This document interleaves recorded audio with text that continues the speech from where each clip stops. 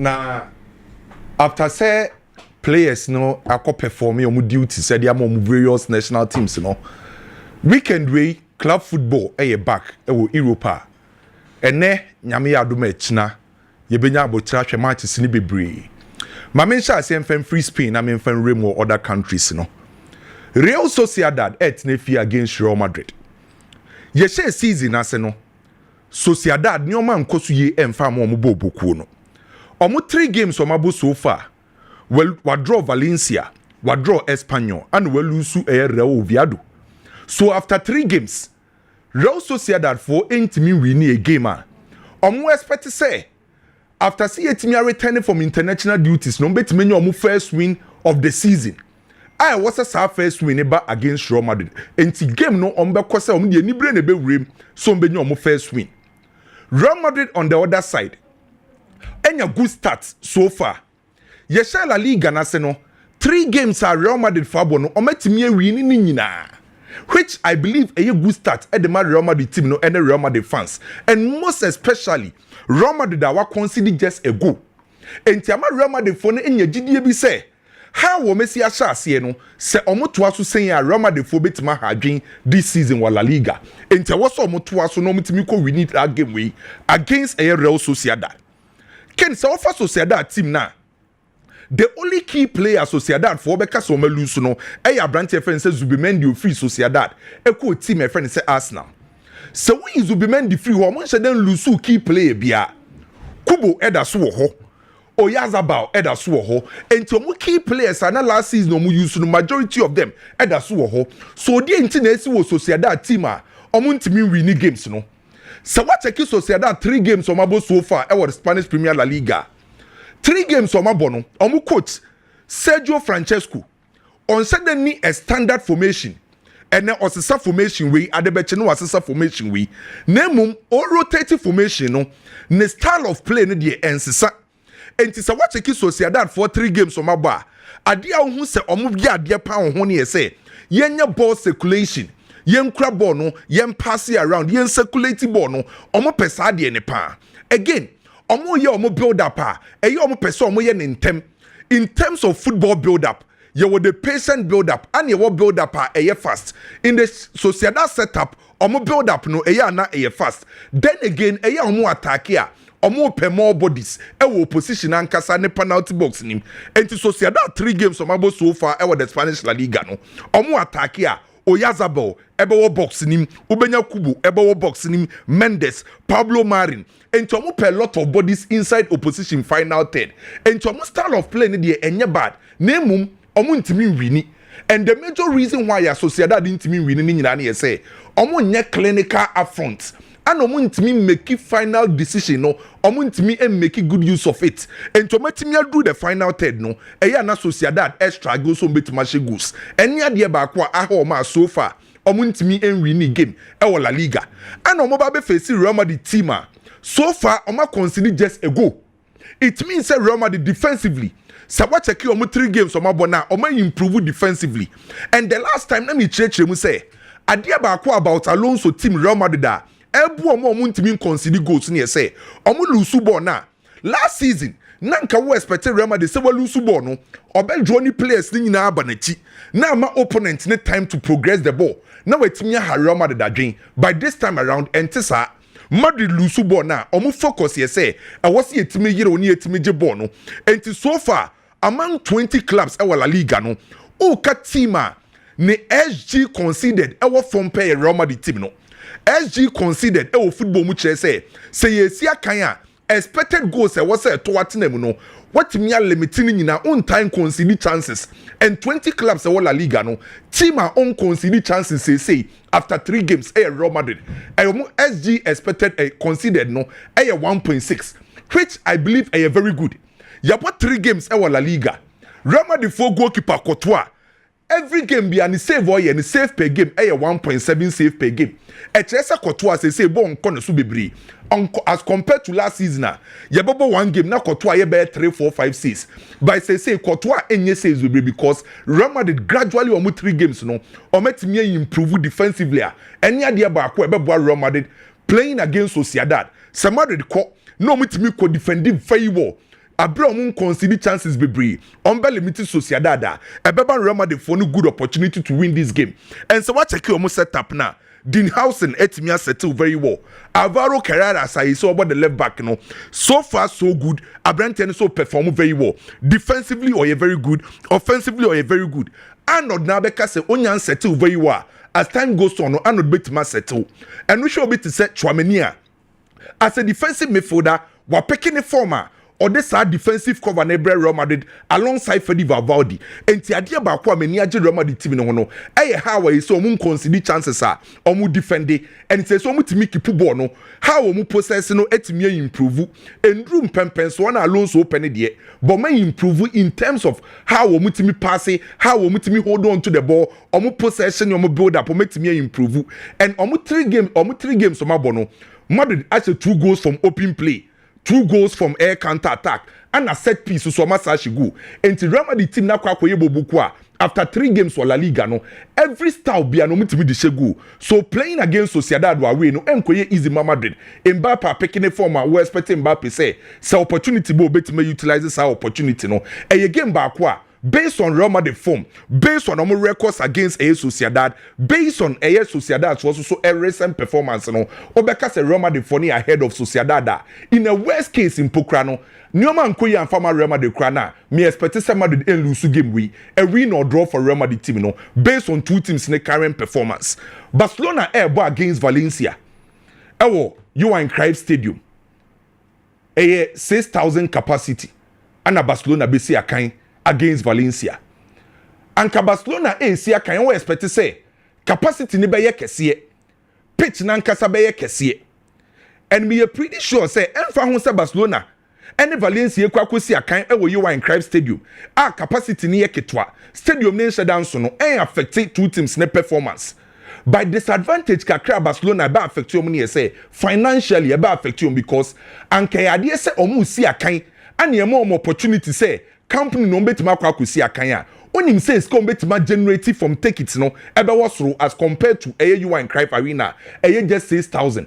So the big disadvantage for Barcelona is say obelu suska because nipa dodo e was on Barca stadium no omunya sa nipa dodo na by ball na nkasa body e menye sure say bibia be sesa bebre ken anytime bia Mecca Valencia sembie ya na me re ho kakra because early 2000s na upetim ba ko wo Spain na onsuro Real Madrid onsuro Barcelona na ye Valencia bo buku no e go to a time that duopoly between Barcelona and Real Madrid the only team ultimate break is that duopoly early 2000s no na ye team e friend say Valencia that was the period ultimate breaking through ebeje La Liga ni 2 times ana Real Madrid ne Barcelona fo ntimi nje enti Valencia ye bo buku ba ko a enkane once upon a time no hard game pa because onim say oba agopamane so a arguably okra one of the best goalkeepers at that time was Spain. Canizares onim say or the Canizares eba onim say or the Ayala eba onim say or the Pablo Aima eba or the Kili Gonzalez eba entem na bi atwam no na wo kosia Valencia onim say wo kosia side a wo ye tough by say side here ente say enkane Valencia baby a Barcelona beche Valencia na nsem na Barcelona kan agunimu. And to say what check the last time Mpokra Valencia team Barcelona was way back 2020. I almost share Barcelona 2-0. From 2020 besine no. Team a friend it's Valencia and team share Barcelona. So what calculating Mpokra from 2011. Eba wa besi say ya almost share 11 times. 11 times in the Valencia and team share Barcelona. Barcelona team show 33 goals. Last season, yenya Barcelona and Valencia, Barcelona team share 7. Otimisha ne 5 enti nanse yankasa de no kraya ba kope Valencia enkane no ha Barcelona no say Barcelona echia Valencia oyegu nimu okan gu nimu Barcelona che Valencia or the Valencia to ne bobre ema ba obuye hu say Barcelona dominate Valencia boboku no ye che season na say Valencia about 3 games omenya average performance 3 games awabon we win baako wa draw baako and we lose baako bo bi a watch Valencia team this season bi anim say based on almost 3 games on my bono, baby, or met me improve upon how we defend it. Say, our ability to defend based on 3 games, no, et me improve. Almost so I switch it to a 3 back. And on my 3 back, no, almost use Dimitri. Any Abrante fence Jose Gaya as the wing backs. And to mo defend Biana, omi a very compact and narrow, Abro Benya 5 back no. No ma Yusu Santa Maria. Ana Diego Lopez, Sasa midfielders way intimate showed the back 4. And to Okosia Valencia team this season Biana, say Nisha Ayedini. And to based on number of matches abo La Liga no, uyi Real Madrid. Now ye a team wa consider one goal.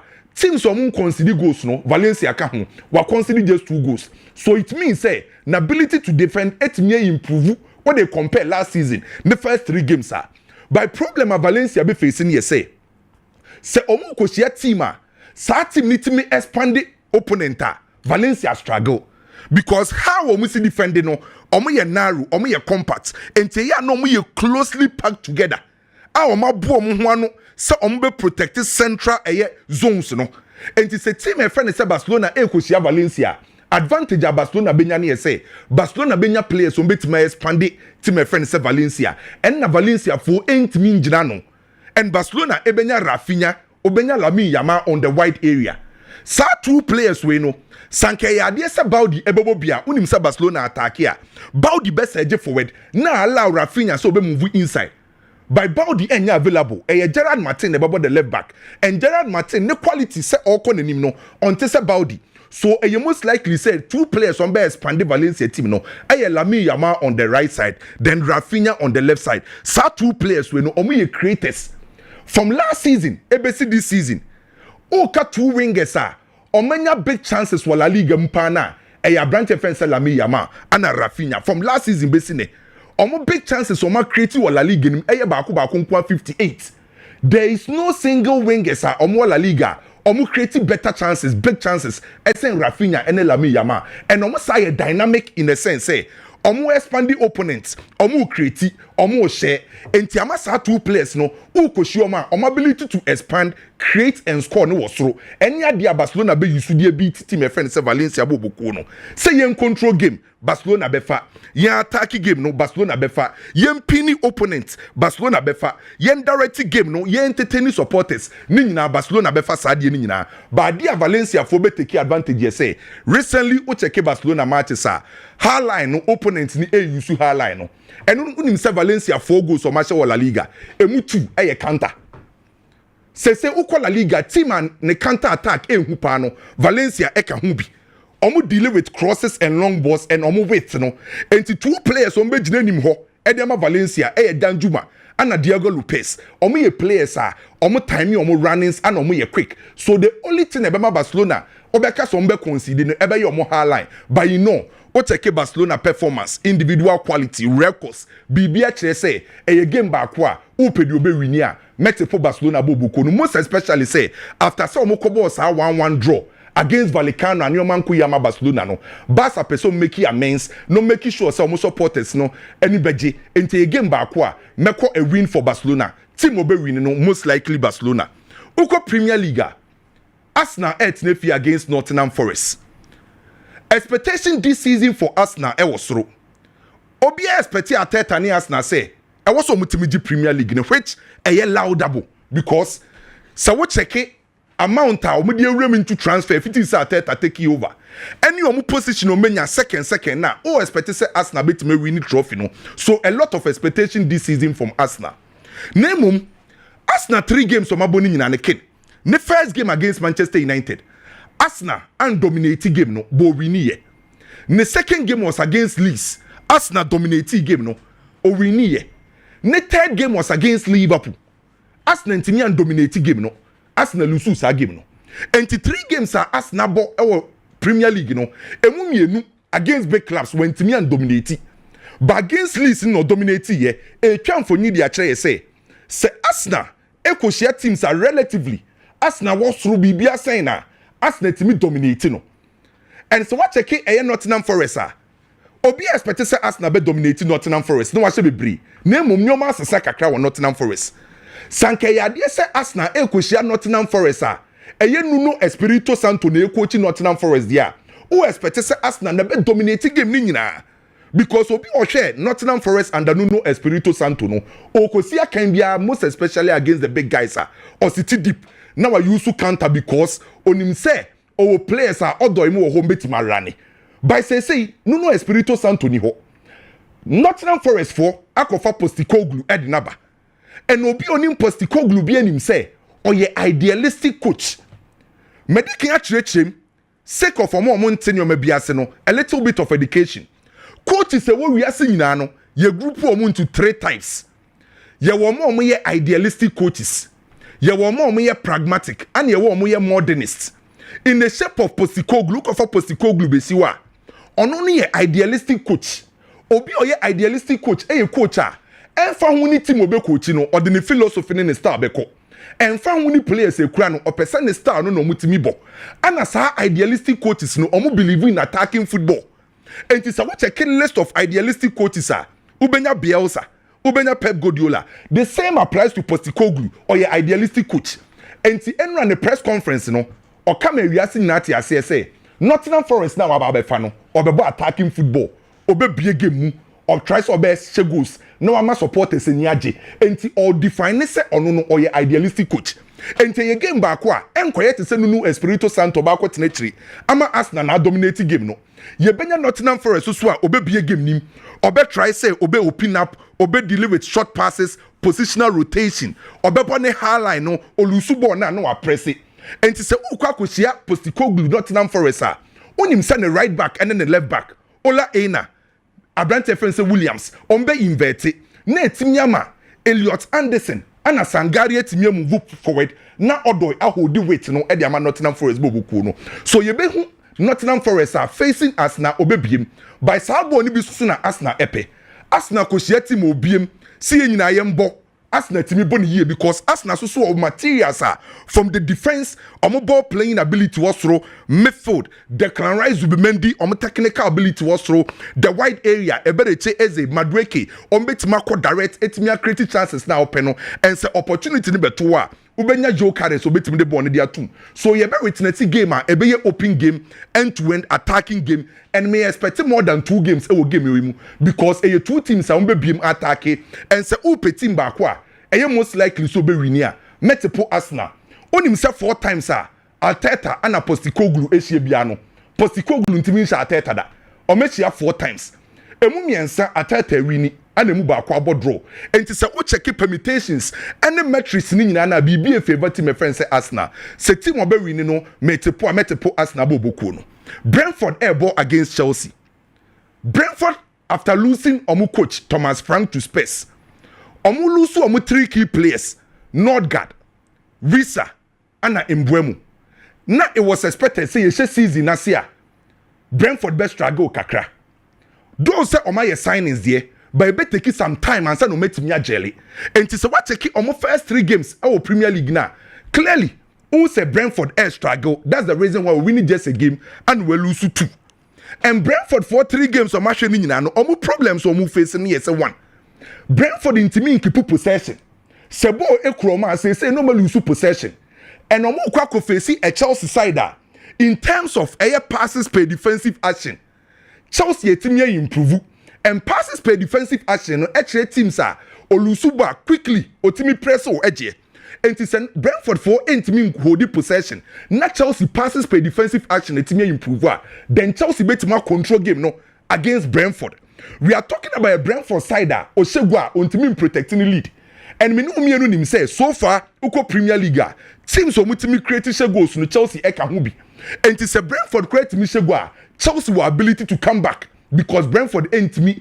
and protecting omu lead then again omu intimi teams are omu use quick transition and Chelsea say use quick transition and Chelsea good in terms of set pieces and nonsense watch a Chelsea goals omu sha omu intimi yes set pieces ni ho adwuma pa when you know your weakness of Brentford Chelsea betima take advantage of by Ken the only thing I betima stop Chelsea from winning this game a complacency and an inconsistency so what check Chelsea team nima say gradually omunya bibia for a team obetima compete at the highest level say Chelsea sia kan tactical identity on the field don't say intimi 100% by Chelsea sia kan obi ehun say you as Enzo Maresca ensanu adwuma na ekoso Chelsea for bar omo according to a systematic order so it means that gradually omo tactical identity no etimi improve the tactical instruction given to Chelsea team no players no follow that instruction no and it's a Chelsea show mu team no ewa agopama ne so a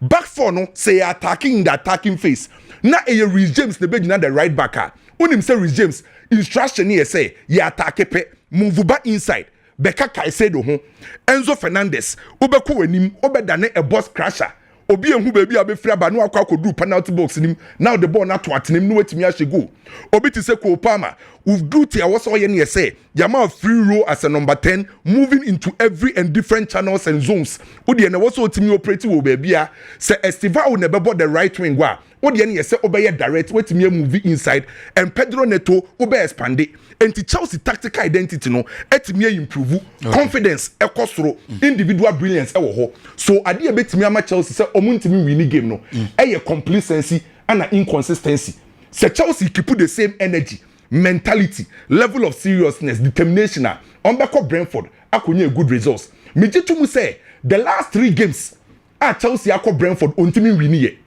the last 3 visits Chelsea ontimi win by CFP dey be Chelsea betima ko win ewo Brentford I was say here this time around Chelsea West ebe draw a win or draw for Chelsea Liverpool ko Burnley there is no way say Upe League against Burnley yem konko win straight win for Liverpool team no then West Ham and space Mohamed Kudus pressure beba ne so na no na de betu dia say omaye banner say snake omodi be gina tem good so eba ha say na onim de Kudus be hia mental toughness na ability say obetimi retaining focus under pressure football your aspect be broke idea to semenyo ewo Liverpool chrome no there are two ni nyina na racial abuse by no na be membu onyada mental toughness to perform okay. Kudus ebe hia bi to perform se mentally wanye tougher ebe affecting the performance uko Italy so a Juventus any Interbesia kind Juventus enya good start the wabo Italian Serie A ni nyina in 2 games we win ni nyina on share go on consider ye sa wo person stop ego to do Juventus the midfield na was so breaky about 2 deep central midfielders and 2 attacking midfielders the central midfielders obo deep no branch friend say Turam and Lugatelli now we use so yield this and branch friend say Conceição nim ho so say Inter ebetima ko Turin akwa ko she team friend say Juventus omo lead the table Italy na was some dominate one film from a midfield battle equally Inter so good midfielders Barella Chanoglu Mkhitaryan wa be winning midfield no una be carry the day but mu games na say Turin goals in time PM enti under 2.5 and I say under 3.5 Inter Juventus game nim okay Kwame booking course no so be ban yeah Kwame na dey nsam nyina de aguo no others embre na me hu say ba bia na slot te no ohene ba na sie edu te ho na sie edu ohene ba otuo bi Siniama ho no te o chile pau ana slot na to ai o bengasi ana slot na to no no so Korea Champions League obi age 15 ujina 4 on 5 okay Madrid ni yanki yewu enti mo person mo say na we no fu ohene ba mu Champions League and nsa so mu say Arsenal for na so ohene ba de o kan wase ma hwemu kan wase mo ope wase mo aka hwemu ka ohene ba say kura no o mo Champions League chance na so was so man also so was so man I was so at this rate ni do him by close to the Champions League chain ateta na bebre say baby a ohene ba gina ne baby ateta we zemu ana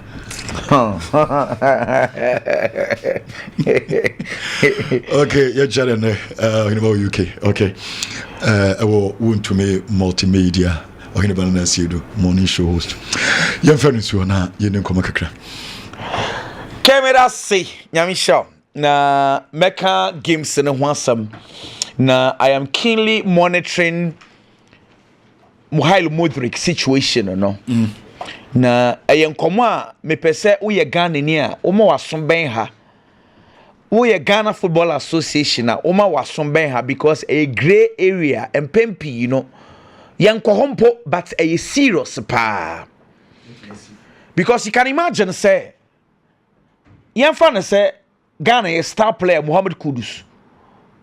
Waba Ghana. Kudus say nena ya ne ya.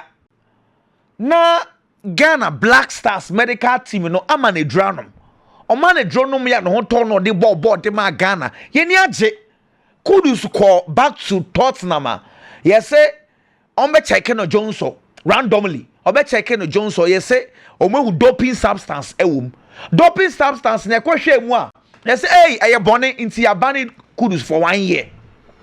What just imagine this situation. What would Tottenham Hotspur do? Because Tottenham I investment onimu. Into yes sir. Keto Kreku tini baby or why you be friend no semester. Asamoah ba you be see Keto Kreku ne Ghana Football Association. You be see o mind Ghana. And so na President Mahama tini baby o. Ako Keto Kreku tini baby o. Ebi a doctor no kra no enye nani so ebi a wanyen won sa. But now we are supposed to pay millions of dollars.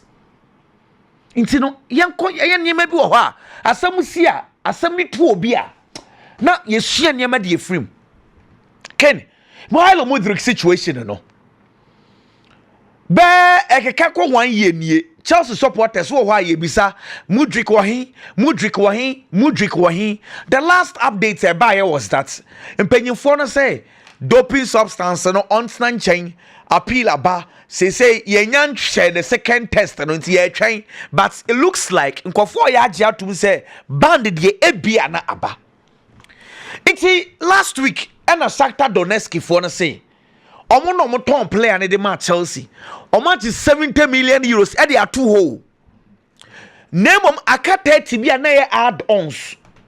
I was say Chelsea etuadema Shakhtar Donetsk for no because Chelsea deal no 70 million euros cash down plus 30 million euros add-ons. Intika Shakhtar de wachini sika de ato aka 30 million euros or say sanka boy ni bola nkomenya extra 30 million euros. Eno kra no mo say na no Club World Cup no. Ene Conference League no. Kakakra beba sendie add-ons trophies a obeje game appearances.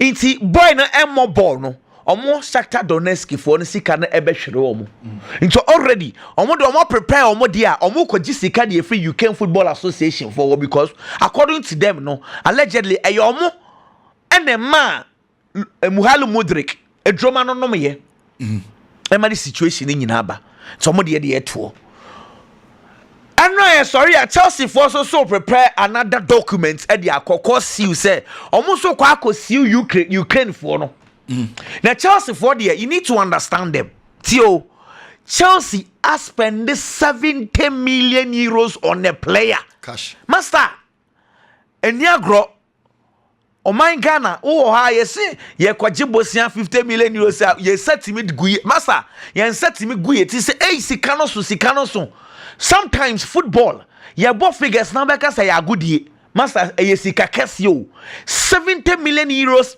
investment on Mouhailo Mudryk only for the boy Chelsea 40 omu baby omun kan bone enka bi nhemu boy na ko national team aba yes we failed test Chelsea investment e be shiegu 70 million euros they will never understand Mudryk menya SSK say this is Chelsea no the entire the Mudryk ka won say Chelsea enim say boy no so no onim who be because ade no ye twen the second test na be hu say ampa na Mudryk enim say ade no mo dey won no dope drug anase enye doping drug tio say Mudryk enim dia then oye liable ese so tika no tue bi na mum so ono so enim and a Ukraine for no so na de war no a Ukraine for na betua okay and until the Chelsea for ACU the player and the Ukraine Football Association. Let me give you one example. Adraimu to the no Chelsea for 22 million e ma Palmer and a boy ni buy oni Jose Mourinho nya issues and chewa na it say ono so akọ fairly test ni die no die buy ni say boy no ankasa na ekofaye one national team ayo no ankasa na ekonom ye and a Chelsea for say what ya say sika it's Chelsea for si one dry mutu 17 million euros and a boy they say dabi wakọ appeal wakas nko akọ appeal makom yensa It's Chelsea ni Adran Mutu no dia Chelsea versus Adran Mutu. Me na oka say asam no mo bogu Adran Mutu so but okofa sika na wahin. 17 million okofa na wahin. Say administration na kragu. What I say? Because Mekai said, by 2008, Chelsea tried to rope Palmer in, say, compare some of the Palmer for a joints liable because Palmer the inconvenience can. Aha, because Palmer the says Kakao, and the Palmer said, "Naya head, ya top player, the Abu area, yeah, near Fahumbe." Into which Palmer from to say, I drank to the end, I can't came because the Canadian saying ye. And then look at Madrid, sorry, Mudrik at the end. Say Chelsea issue Mudrik and Kwa 70 million years or funny wa hey. So Chelsea needs to add the UK Football Association fund because says almost po musika. Ghana idea. Say yena semu ya to yena ombeji schedule and say enke the BCBC. That is why Ghana Football Association mo ko fa 70 million we. Ko fa no he. Na no bisa ban kro no obenya ma. Hey, na ukra won ferry. Enunti and lessons to all of us. As some way, one year we had discussion now. We had Chelsea. What game was so? Keto Kreku ni a pound from Ghana Football Association. He said, Master, they need to be very careful. More money doctors extra careful. And you come across it here. Substances in the Bibewa. Hey, anemia. Big movie. Big and cranty money. Your crab money one. Sanam no Udima grass, send you Benya Sabana. Honestly, had ye. So umuni baha on say hano ye din yama bi by faho. What you say? But and yamana me pam choya kasa ban substance and yes be and tampio. A bit in yaba say a draw one nom cra etipaye a dro painkiller. Ebia na substance bi wo mu a eye ban normally ya na nkofo feel say ya ka say eye ban substance ebia wanom ntampia na bi ente sa ebia oyare te say kolotu ready o se wa ye kese obese no so tia nti no enye ntampia sam te betinya to obia because again your place e ba down before they will join the Black Stars camp. What did they do? They go home. They eat foods. Bi.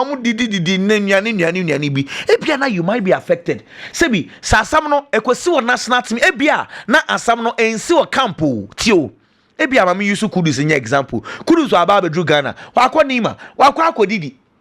And wa ba Black Stars camp. Say yen dope na asam establishes all Black Stars camp in the sea. Tottenham Hotspur do not care say boy no ba Nima because omu jane kwan say omra Ghana. It's the best of Ghana biano, yan liable. Okay. Yen for lessons in frame. Footballers no so some for lessons in frame. So club with is a cato.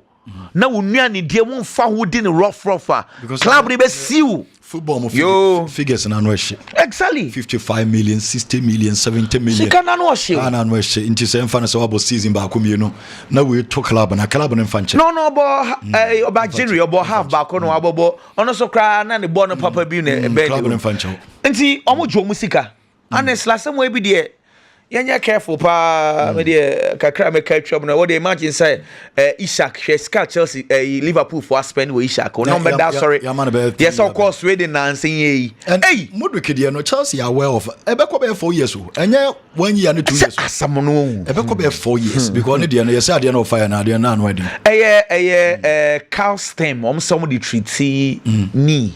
What I say, but check here and say there's a substance ebi ewom mendonium ebi ewom and na a banned substance no okay you know ye bon pie footballers in a crowd omom rate say omom ya athletics and athletics for no say omom tata omom pa omom before club to America won near bebre ya check football there they will say who one ma checking random bi what I say intimacy we there just something that we all need to learn near maybe how you find a trust Black Stars players in by your mom did near master some two ana won say mra wo wiase ken there toss you the TN say Antonio Rudiger situation and na me ho pa. You see, Rudiger is giving everything to Real Madrid. Say, and yes, last season, now we pra deliberately ono ase mebo ball no chichire ne nine the ball entire season a menya sure say nan saying the reoccurrences of injuries ne kebeto no saa na akwaya me to say injuries no se ne esi astart se eba no it will continue ebeto aso because look we pra and odi abobo no saa because me kra no me susu say enye last season nko an hwe 2023 season na Tibu Kutua he was injured virtually the entire season and obeda the last parts of the season obeda finals against Dortmund no sa season no Tibu Kutua Alaba was virtually out Militao was out inti back four no Rudiger na Eshelde Andrew Lunin Nacho Falo Mendy onwa we pre-crowd but intimate me cracker say bad 2 seasons near this guy was sacrificing ni bibia to Real Madrid and afi say injuries na start to say eba now he's going out 2 to 3 months na Madrid for in Philippine bebre sa unlike last season because they say Dean House and are available Eda Militao aba back Raul Asensio was a couldn't cry doa a really tramini beats me abo but the bigger picture is that Rudiger no season way a performance any games so be born e be kire say Madrid me na to aso anaso mo man to aso because Alaba Rudiger omu nyina that same scale say omu nyi Rudiger 32 Alaba 33 but their performance this season will determine say Madrid should let them continue or not because the legendary Sergio Ramos so they have to let him go into injuries effect and it looks like so majority of the Madrid games are Madrid will let him go because he has sacrificed everything for the club. Now he's going out. Very unfortunate. Dear Tosubio, Manchester City, Manchester United. Ken, maybe a City ni na Mate Pep Guardiola so also about injuries. And I must say how among for trying to sympathize with the Manchester City team say injuries no adoso. Me a City ni. You know that very well. I don't sympathize with the team at all. We are City ne. And on Elemona City for. On also City kono. Is this Panyimba ko? Oh, sir, Nyamishano pa. Team papa say. No pass ko City. Oh, Nyamishao bebre. Was no in team, when your team ya. Oh, they be misenken nka. Baka se fe what me say no what say asem no oh say you onye team get say hey me I don't sympathize with my team. Let me explain to you why. What can I say you season you know Manchester City quarter top players be buy January there and Tiani Rendes more ain't no remove bad team you know. Pep Guardiola started complaining say players now does one camp. The one thing Asama Pep Guardiola bekai. He even threatened board of directors and sporting directors and say someone torn players ni bia obejai na wako one guy is our story no. Said players not does. Who be say players na does say 25 players or say it is too much. And players no adia be ni yana say or ko camper na ofre 18 players that the rest of the players no beja omu ofie no onima sem obeka kire o ntin mpanyimfo no mpam players no monko one guys our story we the sporting directors and the management pleaded catch the Pep Guardiola said no last season who faces similar problems injuries affected team no this season who bought so many games who bought Champions League who bought other games World Cup who players no ever start so you need large squad. Make I say last year November Pep Guardiola na your interview say the games in SC Kono next season he will try and have a large squad only for him sama no asanso asesana no papa no enyin ha no Pep Guardiola it is true Pep Guardiola enyin ha no okay wait no about can something different obia November o say I've learned my lesson. I'll have a larger squad. Some are no asansa sana no say squad no doso. Omo nte so fama na nyese obe jai team no wako. Omo jai team ne pamo players ni bebre ama omo akọ ewia. You are again coming back to complain. He say I any injuries air affect so and a squad ni so. Say omo nya ne den. City was 16 senior players today. Injuries now, simply for no complaining, supporters no complaining say if City for anya careful, short squad, no injuries will affect them again. Yet we are back again to this conversation. Sanya sir, Ryan 8 Nori, Manchester City versus Tottenham Hotspur, and the Kudus ball be order the 9 edge, and a ball no ball 19 ankle no twisty. The guy tried to play, no one to be mono pry. Clearly, Antonori was not fit to play the Brighton game. No on to me more, and so yeah, that's sorry. I pay Godula, my boy, in the ball, nibi. And no, and Antonori says, hey, he's going out for 5 weeks.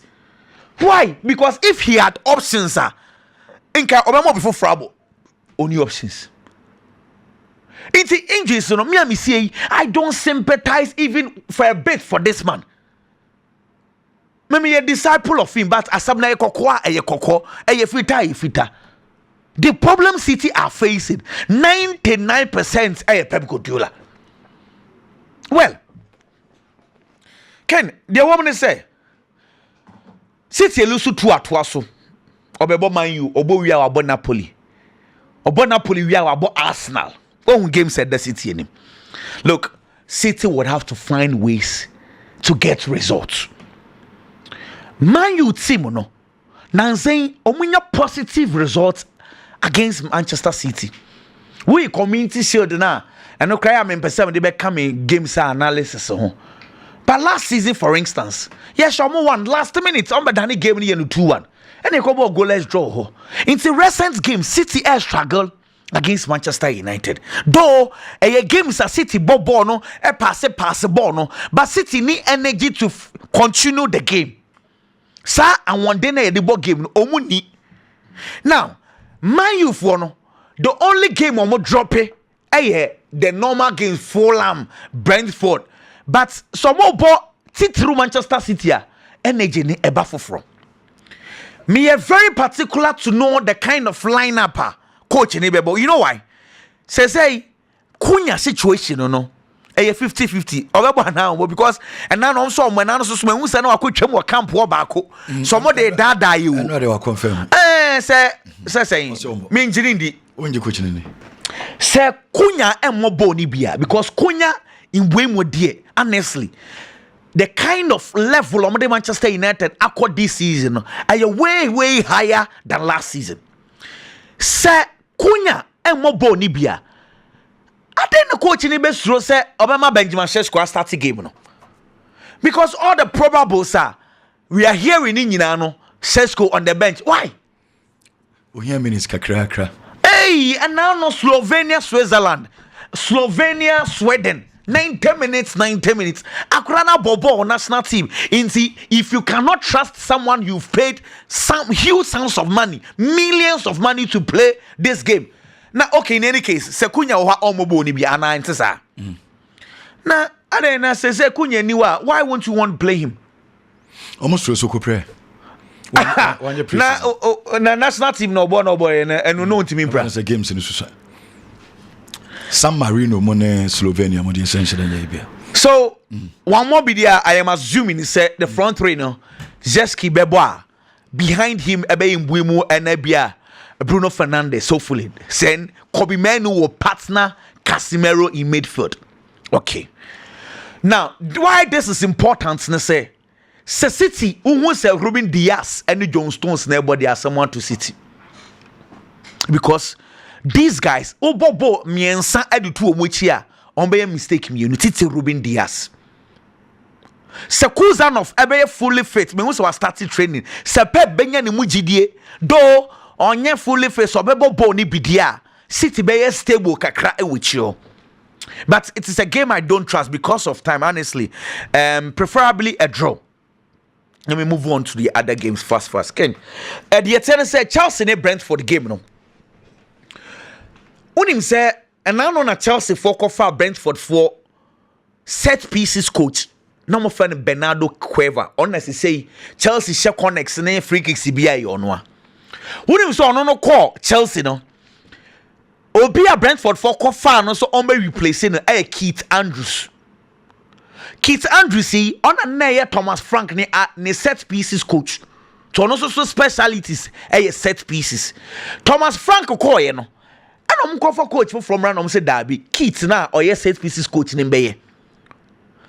Inti Keith Andrews no ne speciality pa set pieces. She say he's the head coach of Brentford. And Chelsea say they are scoring more goals from set pieces. This is how it makes the games interesting. Now Brentford na ye nim last year. Asasa team no enye papa biu. Afei ena mu bobia me yahwe because the coach call you know the goalkeeper McFlecken call Chris Nogard call Johan Wisa call Imbuimu call team na ye me and o masanso for an inexperienced coach. And this not to waste so much time. Chelsea needs to take advantage because afei and a Brentford for no build BB under Keith Andrews. And don't think almost start here now Sunderland the ball moves. Hey, okay, maybe they need time to build that. But say there ebema ama game when I interested in a second. Make offer Chelsea lineup and now no coach say Andrew Santos, Estevao, Oman Babedruntem. And a Joao Pedro, boys na call Brazil, Oman Babedruntem. And the Copa man fit. Afin was started training back in. Okay. 1 year careful. No, my boys Libya, my one winebebo. I feel said though or my bedroom term, though Copa man fit, but Chelsea should stick to their first 11. Because always a war drop you or monoama, Maggie, mono master, Debbie. And Yamia don't give me money. We are job. 7 p.m. Exactly. So Moises Kai said, "More born or more brass." Chelsea can do substitutions instead of say you are going to give it a try to new place. Though man but they need to play. Chelsea needs the 3 point. Until Chelsea win against Brentford. Sociedad Madrid. Mekai 2023 Sociedad Shema do 2-0 you know. 3 games now Madrid akwa anwaita biano 1-0 bako another bako na 2-0 and I'm saying show 1-0. 3 games in here. Anoeta for no Sociedad intimi for go grand to Real Madrid next team. After in Madrid for BODB games no mabono. I am not quick to say team they improve bebre and compared to Carlo Ancelotti because we or more baby. Though you see elements of Nyema or Sasa for instance. Say Ojibo fi Madrid last season Carlo Ancelotti idea is that group come back into proper structure. Jabi Alonso believes in different ideology. The different ideology is that instead of Carlo Ancelotti ideas, say come back to structure. Let them bring the ball. No, in there. Let's go and fight for the ball. And don't just send the any papa check Carlo Ancelotti. No, Obia on the ideologies. Ni no ends up at the end of it. No, GBB and answer 1 GBB. I am not quick to do comparison. Though Afein and Jabi Alonso are starting the journey. I wish him well. Every game I want to see changes. Now we will say or the other goal have about 10 instead of the traditional 8. Into game will be a SSA. But Sociedad there though. A bear day Sociedad sa Emmanuel Aguichi team no share na asesa we free team no more say the Sociedad we used to know enya sa Sociedad debut. So I'm expecting a slim win for Madrid. Barca the Valencia there another win for Barcelona. Barca Valencia match then say 6-7 now. Biggie. As I say 6-7. The last 4 games 18-4. 18-4. Someone say Hamburg so the last 3 53-1. Bayern Munich. League ni boy anyo. Biggie. Can we are Real Madrid supporter. I was so bumpire. I'm a Real Madrid bokuno. So especially central defense. Madrid players now want to be stay fit. And they are Real Madrid bokuno. Make casa because minimum Real Madrid central defenders Marco 5. Omuye num and a minim. But in reality, Real Madrid one central defender pe. In reality, Madrid has one central defender. Mubobo kunim. Emfa won say omoye mako num. I am saying this because Minimirawu Asensio ne rise Real Madrid given the opportunity. Bo akwala na body mo a dine di Madrid bo kunim no. Obi odi Spanish La Liga nechi. E follow Real Madrid bia no. And with the kind of quality akwada ni possess at a point. Na nipa boni dia. Yeah, they need to touch Sergio Ramos home. Not because I will do the status as Sergio Ramos I achieve here Madrid derby, but in the playing style. Anybody mona all bono. Now you move be few says so to also with that kind of performance. No keep up at that level in Quadia. No be consistent. Obeti me akwa could do the status as Sergio Ramos do you know. Intinani padodo na. E shas yes somebody a branch to touch Sergio Ramos home. But along the line, especially last season, yeah, season no. Now the performance and then you're consistent. Obama good games and ne. But a channel so about that kind of performance. Certain tackles be obeko now resulting in air fouls and in maybe affected Real Madrid after the season. Club World Cup in here. Same inconsistent performance and another Madrid Bobo no. Into or you player bia prospect any wo no cre but Madrid into me for money and fan so. Number 1. Number 2. David Alaba or Real Madrid can okana some crampo and can. Alaba from Bayern Munich. The kind of ball an Alaba ball as a left back. Ebe PM Real Madrid bobo kunima. You're converting into the central defense role. Anytime he gets the opportunity, now be says our quality to the extent say he's been versatile for both the club and then the country especially. I thought that defensive midfield in Alaba to me a boy or Austria any idea. But at Real Madrid a pressure yes a bum. And we a footballer. That's all pray bebrea and hinder progress. The obetimi aye wo park ni so mpo no. Nipa hu na kampese ya baba benya omugide to obetimi ati akan. Enti ne. Emfa ho ne de David Alaba ya twam mre bi. Ye ka players e Real Madrid, players e wo wiase. And nipa betimi anya omugide. So omugina game mu no omusi akan a, you get that kind of trust and confidence in them as defenders. So mo be solidify e chiri wono de ama na unliki in goals a. Ye mo David Alaba din emfa nka ho. Because injury hano it's a man performance and I poor Real Madrid bobo kunim. Number 2. Number 3. Eda Militao. Can say Amena say he's been fit for Real Madrid. This season Yahu Militao ball obo at a point. Before Rudiger mobe basti into the scene with Real Madrid. No ma be key figures. Abe mainstay of Madrid bobo kunim no. Eda Militao muna ne gine as the pillars and giants for the Real Madrid club. Almost see a kind where children no manema con kind of more money cost. But from last season, there have been that inconsistencies or not because of injury. Obey available in there. Following the obey available, a fair 1,000 hunibim. O plan no ababa the bokaka at the point. Or Tnan chain for more than 5 to 6 months or so. Or Roma Madrid bobo kunim. And Sana or Baba available. Close to a year now, I had Danes open who had a militao. So we'll see a kind of Roma Madrid bobo kono. But he read this season, Monoya fit. Our league in the shots, and he's played 2 matches for Roma Madrid bobo kono. Performance and it was so. But won't be near GDA. Whether militao so throughout the season, a player why injury prone in recent times. Every team has stay fit 100%. Eddie Madrid bobo kono now what's your kind?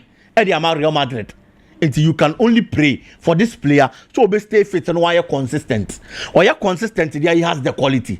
But injury be jano na that is the big question. And I say Antonio Rudiger and so then the ababa become. A free last season ever. Upe player back on to praha ne pa Rudiger. Rudiger na meminu mienu nimno no. A player na den so be say o prepra. Banan say imre kakra ya abai. Rudiger ye fit ne echina unya no. Obey fit echina ade echia unya no. Oya fit nkwa he's a quality center back. Yeka football ewo wiase. Omo mabo center back build their status. Ade ama omo ho a. Ken obebo Rudiger, obebo Van Dijk. Rudiger is in that class as a central defender. But injuries are sha say hano. The only player oya fit no ya consistent Madrid the chile honum ababa be Dinhausen, a 20-year-old player and afa was a Madrid rely on for the season. And anything I make us say oh ya Madrid supporter. Now upe Madrid team no.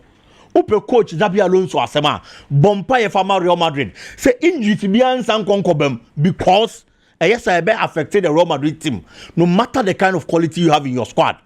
Say injuries be setting in a we on hwehwe enye ye. Iti me we shema do team no an injury free season. Na e bi man meka ho na nko affect your performance. Ken Atletico Madrid this season starting now one of the most difficult for coach our friend said Diego Simeone. I am saying this because your starting season depending on the kind of clubs I only mubeshia now only mubesia kind of ebinom feel say when you a good draw and I say a fair start to the season. Diego Simeone look at the quality of the team last season. Why a bit of additions and so about Beckham. Or you on the first game of the season on Espanyol. Now the Paradona feels so benya win. Unfortunately, or Lucy game no. A game I know take a lead to around the 70th minute. A year changes me and a Danny the face of the game and Obe Lucy 2-1. From there on your opportunity Kokobo Elche. Obo Elche in so Anko Yam Fama no 1-1. And on science Kokobo a yetima, your friend say a Alaves. And then to science ball draw. Into this season, 3 matches our ball Spanish La Liga anymore. Coach your friend said Diego Simeone ain't me a single win. At this stage, Obe expected to be share team and be a modern man from Kaka. Now they are reviving him because Unya win now build their confidence or they gather momentum. Now they are other games in him. But unfortunately for Atletico Madrid, Okwakwa could share team my friend is a VRL. VRL this season in the Spanish La Liga has been one of the strongest teams so far. Per 3 matches ayabo. But we need 2 and our draw 1. Our 7 points. Our Spanish La Liga anymore after the first 3 games. Oma pick it right from where they left it off last season. Last season, near Babe Real League, you know. Normally, one of the teams of Momode Mawasropa. Coach Marcelino had built a very strong side at the Amabo Bokono. Last season, Omushia twice in Omushia, you know. First one ending in 2-2. Second one ending in 1-1. And this is the kind of side that Atletico Madrid born at this point in time, we had the 3 maximum points, no the confidence. My Atletico Madrid 3 matches in this season, I La Liga anymore. At the back, I realize and say they play good, they create chances, but I'm create chances now and found some more quality strikers, more conversion rate of them. They are not scoring this Atletico Madrid that you won last season. Because Julian Alvarez numbers are the buy. So lot last season now on your start and put from the bench. I share 20 goals in the league. And the man Atletico Madrid Bobo. But this season performance and conquest defense and you're very careful. Clement Lenglemo. And make sure. So player bako. And with team my friend is a VR Mombe Solumu. Bokanan. Can this season first 3 matches in the Spanish La Liga strike and he get 3 goals. He's among the top scorers. Ewo Spanish La Liga anymore. It ushia such a side. Our more form and yeme ko ye di mo papi gay mu jiran finfin no mo toto niema. Atletico Madrid should tread cautiously because when so ba beto so na wantimi ansha na eya say season ne di ama coach no ene ne mrante no. A club ye season as a pe. Unim say Barcelona, Real Madrid, any one mo a ono ne betimi aba beje the Spanish La Liga title no has gotten a very rocky start this particular season. Coaching into Tony Manania Mansessa and Famaomo. Can Liverpool, honestly speaking, and slots, man in compressor DB friend panic button. Make us a man in press idea friend panic button because we Liverpool Bobo. Matches on my board this season, they've been good. Say Liverpool is struggling poor. Are there big teams here and they say on days a difficult, or more they give no more results. Managing results in the players a bar. One thing a key, never season pa. How I'll be integrated the new players into the squad. And yeah, story be. So about Danny coach and a headache. Say between striker, I a friend on Ekitike, and a striker a friend Alexander Isak. Coach and slot, who striker on starting, another player on starting and from Liverpool Bobo.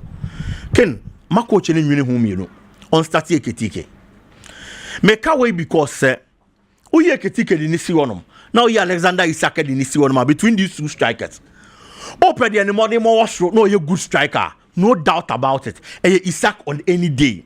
For the past 2 seasons, Isak has shot 21 bako. English Premier League nim. Was shot 23 bako. English Premier League nim. That is just last season. Striker your friend say who go to Kike every Bundesliga nim neba. Last 2 seasons, about half season in the Bundesliga, he played 14 matches and not share 4 goals. But last season, he shared 15 goals and assisted 8 times. It depends the numbers awama. For the past 2 seasons, striker I friend Isak far better Ketike. But at Liverpool Bobo Ken and found say Isaac what experience England and found so a better striker Ekitike at Liverpool in competitive games. Who Isaac won. Ekitike now hold the fort and the Liverpool, and he hasn't been bad as a striker. The first 3 matches are about English Premier League. Okita 3 direct goal contributions. Wash 2 goals and our assist back. It is always such a striker. All one near Melcon kind of mawa. Now Alexander Isak Aba. You integrate him into the squad in kaka. Maybe 15 minutes, 20 minutes, 5 minutes, and for also a big player. But Nipana Obaba Betono, Liverpool. I am going to say it's a better striker than Isak because at Liverpool can me know who the Ekitike. But you who the Isak bet me Liverpool. And found say a Premier League now. We've seen strikers across the carpet from one Premier League club to the other. Maromoba Yomo Intimiamo. Fernando Torres is a typical example. Ni profile any status out the free Liverpool.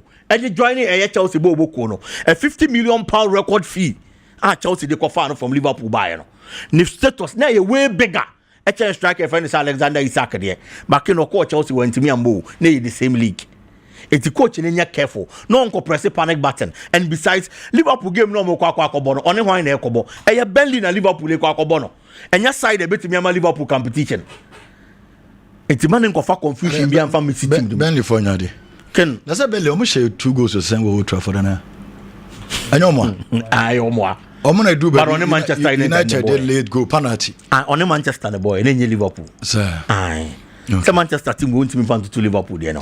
Penalty Krana United for no crabs penalty create. And Bentley there were from Manchester more the money in Konkai.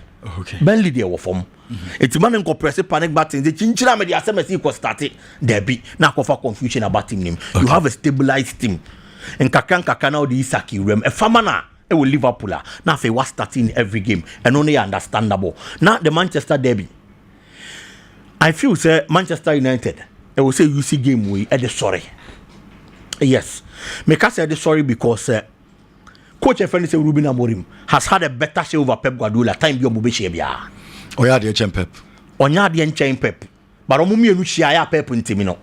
Yes, oya de chen. Say make us oya de chen Pep and ma disrespect Pep. Amorim more bra wo coach mu am. Omo mienu hia oya de chen Pep. Omo mienu hia de ayem fa ne sa. But generally in coaching enya na friend Pep. But omo hia de a etoda na ye kasa bia ye kasa mobi nhia nto omo mienu hia de a aye tai ko yema Amorim and we the City injury list again Manchester so injuries kaka but Manchester United injuries could be a blessing to the Manchester United team me kasa because in the absence of Cunha aye den coach ni be pushi Bruno Fernandes e dey akọ nanim ti double 10 no e be Bruno Fernandes ni mboamu e na be gina honom no the Kobe menu aba be partner Casemiro of which e be man film na ye solid aye tighter than say Bruno Fernandes a partner Casemiro won 15 on him. And a beer no play advantage to the Manchester United team. But I feel the City still has a lot of quality and found injuries are born of them. But it should be a game for Manchester United. Probably a double chance for Manchester United. United na yade. Say a league table na ye de hwe wa yade anya sanity. Say 4-3. There be 4-3 say. So leading 1 point. Nti you be for no over inje point and 1 point in J Cup from Liverpool. Oh, somebody goes to Grand Prix League free Manchester. Nti se see idea. Manchester derby ndo ya dey United. Sa. Say omo money will league table no so chain City. Nti say 1.2 say a point be yo. Nti dey chen no. You for Amorim. Why? You better nachi, you better.